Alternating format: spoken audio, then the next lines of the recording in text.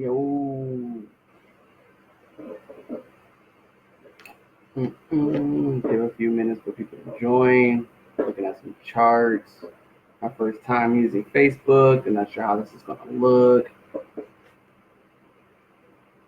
But this is a practice run. Just going to look at some pairs. So I got Euro USD out, New Zealand USD. Let's go ahead and bring out the other big boys. I'm gonna look at GBP USD. Gonna look at the dollar today. That's what I feel like doing. All right, next one's gonna be USD Chef. Go ahead, check this out. And these are all currency pairs. So I'm trading different currencies, one for another kind of deal. Let's see what other we have to look at. Aussie, there's the Aussie dollar. Go ahead and take a look at the Aussie dollar.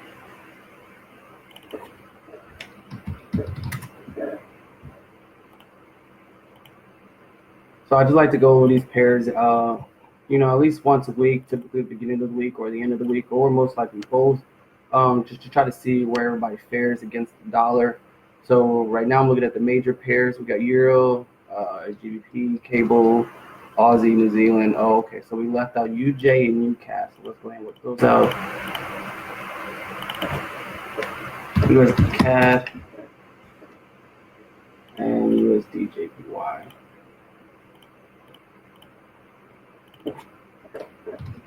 All right, so by looking at these charts, what I do is I perform technical analysis, try to figure out what's the story that it's telling me. And my favorite chart is always going to be naked forex, which is just pure black and white vanilla candlesticks.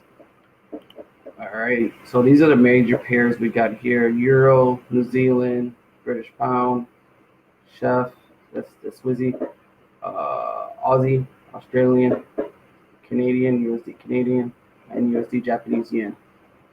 All right, so right now let's go ahead and check these pairs out, see what they got going on. UJ looks like it's gonna go down even more.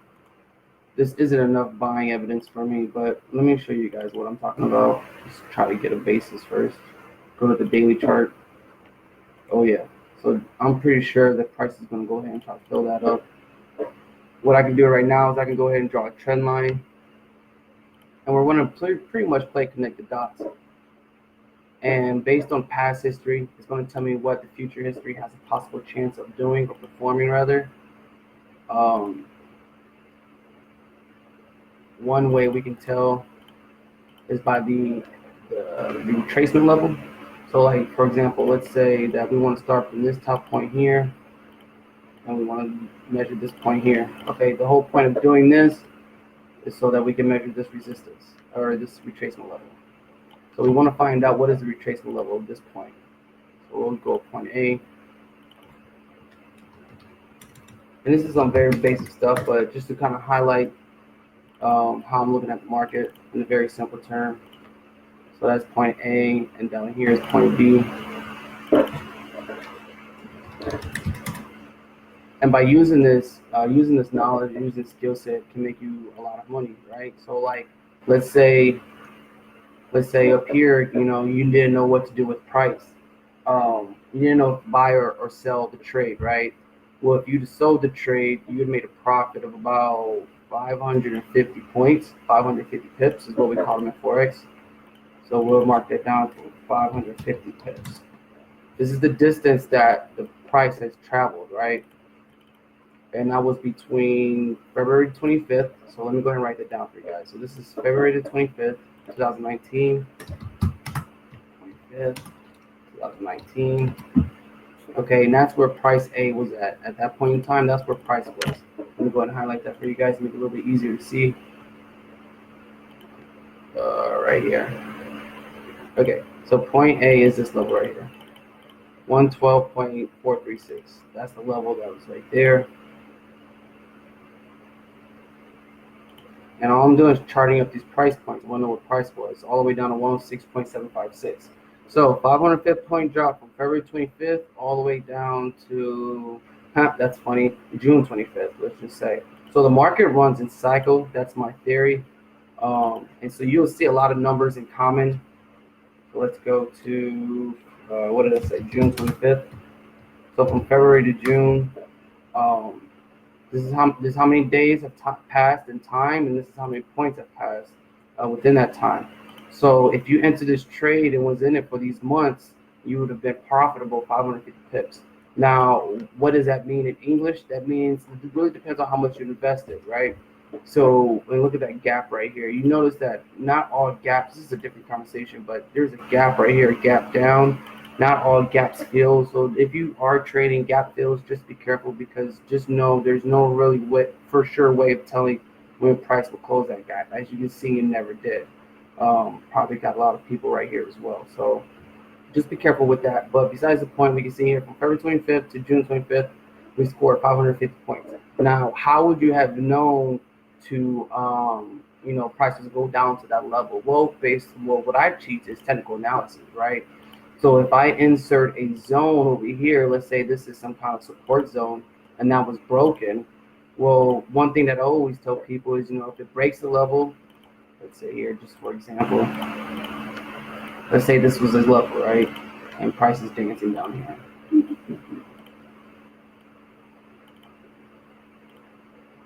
Price, this is what we call consolidation, a range, accumulation, whatever you want to call it. Oh, no. Okay. Sorry about that, guys.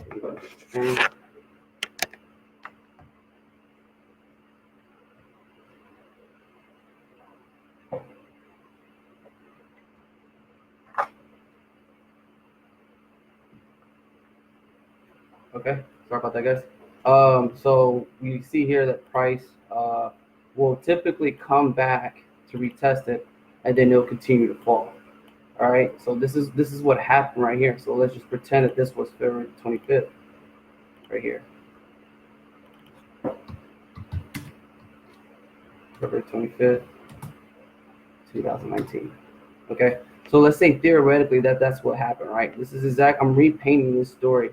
So this is what technical analysis looked like, and then this is what real price looks like. You know what I'm saying? It's a bunch of ugly zigzagging lines, but with the right teaching and right mentoring, you can understand that this is simply a break and retest. So if this broke in December 2010 or 2018, so we'll mark that down here.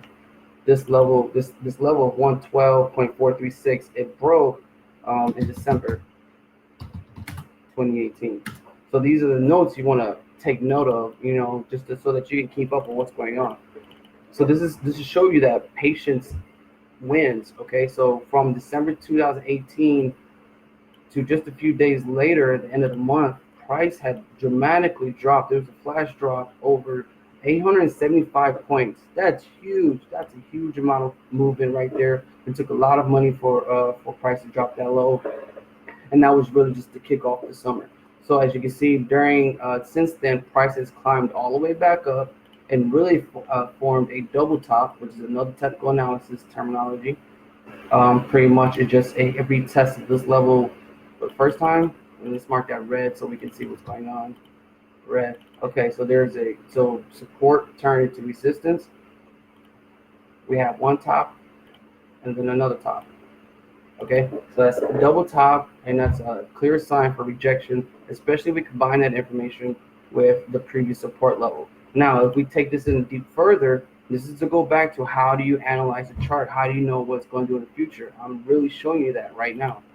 So zooming in here, there wasn't too much selling evidence, honestly. There's a very small choppy level that's here.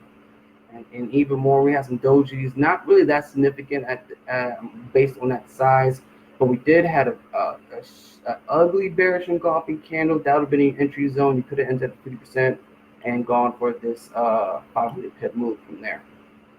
Now, to me, that probably wasn't enough evidence based on this daily time frame to enter. So what I would do in this instance is I will go down to a lower time frame to see if anything shows up now. No, not really. We got an M here. Probably had some divergence. What is divergence? That means price made a higher high, and then like your MACD or RSI or something, TDI made a lower low if you was using it down here. Let's go and see if that's true or not. So I'm going to insert the indicator, and let's just go ahead and do the traditional MACD default settings, 12, 26, and 9. And sure enough, that's exactly what happened. Now, how did I know that? It's fucking magic. I don't know, but so that's one tall tale sign you can use when price does a higher high, but your oscillator, in this particular case, your MACD, made a lower low. Okay, and so that was a clear sign of a reversal right there. It's kind of like magic when that stuff happens, but this thing really repeats itself all the time. These patterns within the financial market, it's just patterns, and you have to be able to recognize them. Okay, so here, oh yeah, okay, so you notice on the daily, we really couldn't see nothing. It's very ugly, kind of choppy. But on the 4 hour, we can definitely see what the heck happened there. There was a nice little fake out here. Get the buyers to go thinking you're long, and then wham, going the other direction. So this is something that you have to learn in the financial markets. You gotta understand that it's a business. Okay, if people are making $5.4 trillion a day, that's how much money is exchanged on a daily basis. $5.4 trillion. If people are doing that, don't you think people want to win, right? So that's what's going on here. We had a very strong bullish candle. This is actually a reversal candle, because what I refer to this is like the buyer's last chance. You know what I'm saying? Like they're putting in all their bets to get the last few points that they can, A, and B, to fake people out going in the other direction. And this went definitely for the sell. So in this case, you really don't know if it's a buy or sell unless you're patient. So let me show you how can we use patience to our advantage, right? So let's say let's go to, this was our resistance. All right, this was major up here, and this is a daily right here. This is a daily rejection, okay, zone. That's like a resistance, okay. But then this is a 4 hour resistance right here. So this is how you use multi-time frame together. A lot of people aren't able to do this because it does get confusing. But with time and with practice, you're able to do this well. So with a 4 hour time frame, there was a form of rejection right here, of resistance. That resistance, okay, let me show you guys. So that resistance, rejection, okay. Now it came back to retest that level, but it actually broke it. Now it broke this level, but very weakly. That's a sign that we look for, is the strength a zone was broken. Okay, so you might want to write that down if you're paying attention. You can see here, if we zoom in on a 4 hour time frame, that there's a lot of wicks here at the top of this candle. A lot of wick left, lots of wick left, a little bit of wick. That was the one that broke this zone. But still, these buying candles are very weak. So you have to understand, you have to be able to digest what the, not digest, but you have to be able to investigate what each candlestick means in relative terms of where it's at on the market, okay? So it sounds complicated, but it's really not. Again, we had a rejection zone, then the price went above that zone, but it went above that zone very weakly. Now, as time progressed from 412 to 424, so nearly 12 days of just nothing going on, right? But in this detail, we can see that there's a lot of like if you zoom in, you can see there's a lot of rejection, right? So candle wick, candle wick, candle wick, candle wick, candle wick, candle wick. None of these were able to close above this level, candle wick, candle wick. And then we had a huge doji. We had a partial break and then pull right back down into the zone. And if you guys don't see what I'm pointing at, let me try to draw another image here for you guys. So right here, this is what we call like a 4 hour resistance, because look how nothing could get past this level right here. You know what I mean? Nothing could get past that level. So to me, that's a significant sign that price doesn't want to do nothing with up there. Now, if you're watching this and you're like, oh, you see this big spike, okay, now you're looking for a buying position. Some people bought, when it's already broke, if it buys here and breaking the level, I'm holding it, well, then for it to turn around the other way. So you just have to be very careful at these particular zone levels. Now, for me, I would have to zoom in on an even lower time frame to enter at this peak. But let's say I didn't enter at this peak. Let's say I wanted to enter on using a 4 hour time frame. Okay, so that's what I do. I break down. I start the daily, go to 4 hour, go to 1 hour. But I use it strategically. I don't use it as like, this is what I have to do every time. I use it when it's called for, okay? I don't just blindly jump into things. So I don't just blindly waste energy on a chart when there's no reason to, okay? So right now, let's go back to our four. The best way to have entered this would have been on the retest.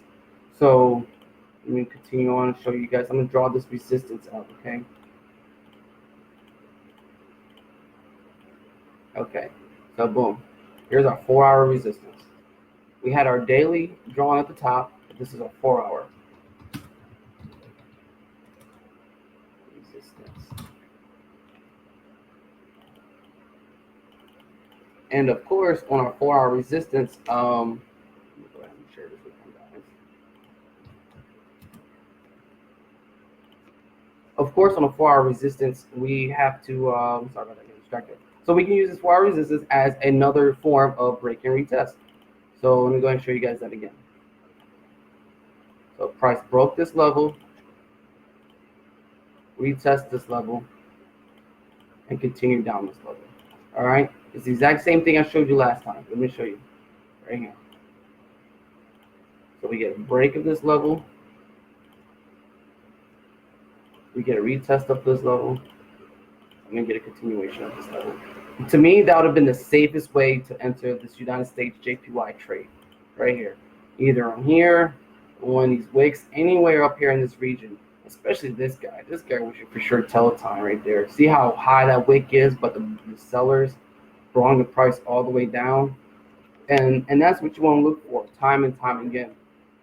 So like, let me go ahead and just for shits and giggles, I'm going to zoom in a bit and to see if was there any signs to sell at that peak other than seeing this strong bull candle. So I'm going to go to 1 hour. Let's see, do we have anything on 1 hour? There's that bull candle right there. See, this is very ugly. Yeah, that would have been hard. That would have been a hard sell actually, because there's still not enough convincing evidence. Let's see if there's anything on the 30-minute mark. Oof, yeah, last buyers, sellers, yeah, for sure. Okay, yeah, this is good. So you notice how like on a 4-hour it may not look good, 1 hour might look good, and then a 30-minute. Oh, I see what's really going on, because we're peeking underneath. It sounds perverted, but like we're peeling the layers of the onion, and that's what you do with the time frame. So as I peeled each layer of this onion, as far as time frame is concerned, going down to the 30-minute time frame showed me this bearish engulfing candle, which is significant level because this bull candle was followed directly by a bear candle. Now, the biggest importance here is because you can say, yeah, there's a lot of bulls and a lot of bear candles. Well, look at the size difference. You know, that's what you really want to tell. This bull candle right here. So how many pips was this? One candle. So one candle moved 20 pips, just about 20 points of distance, whereas every other candle was moving 10 pips, 6 pips, 3 pips. You know what I mean? So like you want to see these big candles that stick out like a sore thumb, and then you want to interpret what they actually mean to you as a trader. In this case, we had a large, white candle followed by large black candles. So that told me that sellers were in control. And if the sellers are in control, you simply want to look for an entry zone. Now, how can you find an entry zone? Well, you can use my favorite tool, which is called Fibonacci tool, particularly the Fibonacci retracement tool. So let's say you wanted to measure one of these candlesticks and you wanted to enter it, okay? So let's say you measure this top to this bottom. All right, so we're going to get a Fibonacci tool and we're going to measure that top to this bottom. Now, this is a tool based on some harmonic numbers, okay? They're pretty much law with the universe, so they're pretty strong. In this case, we had a retracement level to the 61.8 level, and if you could have entered the sell there, it would have got you a quick 12 pips. But you can see here that the price came back up, was testing. See, what you would have done is you would enter at the 61.8 level, and then you would have put your stop loss somewhere up here above this high. And that way that you were positive 14, you went back to -5, and then of course the big drop followed after that. There was actually some more play up here. This guy would have actually taken out your stop loss based on this high over here. So And that would have really sucked, you know what I mean? Because you had the right direction. But if you would have waited for the 4 hour resistance to be broken and retested, you know, that was the good one. So of course, you never know what price is going to do, and that's the beauty of trading. Honestly, it's a constant battle, constant, you know what I'm saying, analyzing the markets and trying to make the best trade possible. So that's about sums it up. I've been ranting on for about 20 minutes. I hope you guys enjoyed. I will do more of these more often if you guys are interested. Otherwise, take care. Thanks for watching. Bye.